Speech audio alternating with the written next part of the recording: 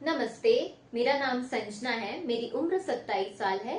मैं आमला की रहने वाली हूँ, लेकिन फिलहाल 10 सालों से मैं भोपाल में ही रह रही हूँ।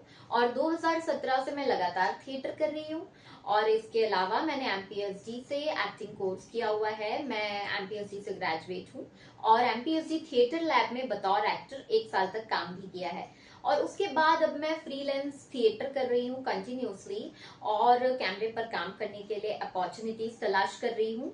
सो अगर आपके पास मेरे लायक कुछ भी काम है, so please do let me know. Thank you so much. और अब मेरी प्रोफाइल्स।